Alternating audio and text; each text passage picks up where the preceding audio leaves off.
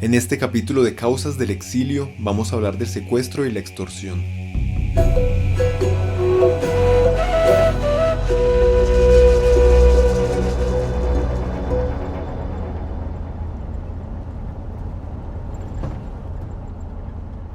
Lo primero que hicieron fue un intento de secuestro hacia mi hermano mayor. Gracias a Dios, el ejército colombiano pudo salvar a mi hermano de que no se fuera hacia allá. Siendo así, a 2 días después de este fracaso, nos llega una carta con un sobre, con unas palabras demasiadamente temerosas, donde nos exigían que si no cumplíamos con desatrasarnos con las cuotas que teníamos ya atrasadas, teníamos que abandonar el sitio. Nos daban 3 días, o pagábamos o nos iban a matar. Dentro del conflicto armado interno, el secuestro y la extorsión han sido prácticas sistemáticas, empleadas por grupos armados ilegales, con fines tanto políticos como de financiación. La guerrilla de las FARC fue el actor que más los practicó, pero también lo han hecho grupos paramilitares y bandas delincuenciales. Con el pasar de los años, estas prácticas se extendieron por las distintas ciudades y territorios del país, dejando a su paso víctimas de todos los sectores de la sociedad colombiana. Tuvimos como una entrevista individual con los comandantes del grupo y directamente nos expresaron qué tipo de aporte económico podíamos hacer o qué extorsión podíamos pagar. Yo creo que la motivación principal es la parte política, en ese momento era la parte política en cuanto a dar un mensaje al gobierno, digamos, de la incapacidad de proteger a sus ciudadanos, pero como un beneficio colateral, creo que también buscaron la parte de la extorsión hacia las personas que fuimos víctimas. Secuestraron a unos jóvenes que iban para una práctica, algo así, y en el bus los sacaron y los secuestraron, después los entregaron y ellos tuvieron que desplazarse y después salir del país.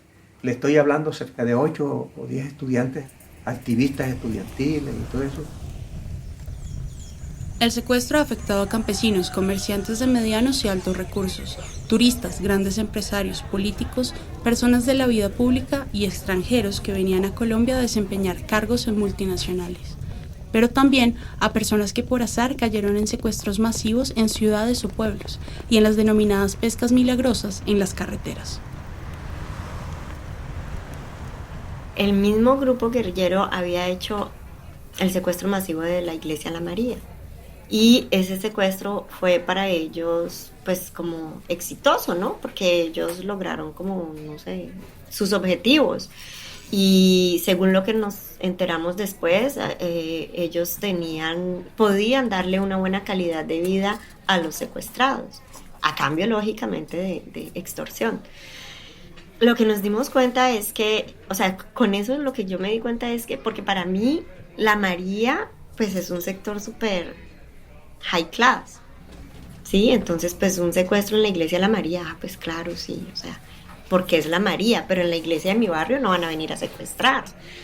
Entonces yo tenía como ese pensamiento, hasta que cuando nos llevaron, que era un secuestro masivo. Entonces ahí me di cuenta de que realmente no había como discriminación de clase, sino que el que caiga, cae y camine, que lo que nosotros necesitamos es plata. Son muchas las víctimas que deja la extorsión en el país, por negarse a pagar continuamente las llamadas vacunas o cuotas, bajo la amenaza de ser secuestrados, desaparecidos o asesinados.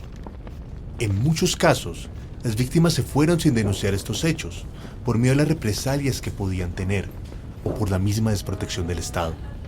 Sin lugar a dudas, el secuestro y la extorsión han afectado económica, emocional, afectiva y socialmente a muchas familias que aún hoy en día tratan de reconstruir sus vidas en el exilio.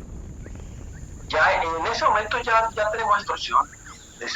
Eran vacunas, digámoslo, anuales, había que pagarles, pero no faltaba que lo llamaran a uno, que una reunión, mi hermano era el que enfrentaba más ese tipo de cosas, pero ellos me tenían a mí también ya identificado.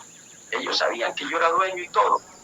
Y así fui pagando muchas vacunas por la libertad, por el bienestar de mis hijos, mucho, como año y medio. Ir pagando por tener mis hijos allí, porque en el momento no tenía para salir. Al día domingo 5 de mayo, yo le digo a mi hijo que salga a comprar la leche para el desayuno. Cuando yo escucho a las 6:30 de la mañana unos gritos y digo yo, Dios mío, ¿qué hijo ajeno estarán matando? Cuando me asomo era mi hijo, que ya lo habían herido, me le estaban dando, yo como pude entré mi hijo, se los quité, ya mi hijo herido lo entré, me gritaban muchas cosas. Cuando llegan y me dicen, tu hijo huele a formol, lo vamos a matar. El secuestro implicó que varias víctimas durante meses o incluso años se vieran privadas de su libertad, muchas veces en condiciones inhumanas, malos tratos y viviendo en una incertidumbre y vulnerabilidad permanente. También estas condiciones afectaron a sus familias, que sufrieron mientras hacían gestiones para la liberación de sus seres queridos, teniendo la angustia constante de no saber si los podían recuperar con vida. A la final, pues, no saber qué podía pasar en el futuro, cómo podíamos seguir siendo afectados porque dentro de todo, o sea, cuando yo me reuní con ellos, digamos que quedaron un compromiso económico, de alguna manera, o sea, ellos quedaron de volverse a contactar conmigo y nunca más lo hicieron. Entonces, sentí que mi objetivo, que era cerrar el capítulo, nunca lo logré. Entonces, a raíz de eso, como que también sentía pues que era una situación difícil, ¿no? De sostener estando en Colombia. Entonces, a través de eso empezamos ya la planeación y como 1 año y 4 meses después del secuestro, pues salí del país.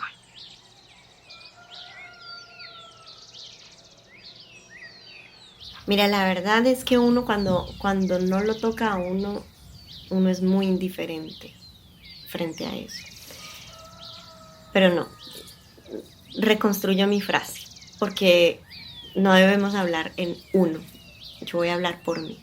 Yo, mientras la guerra no me tocó, era muy indiferente frente al sufrimiento de la sociedad, que sí era tocada por la guerra.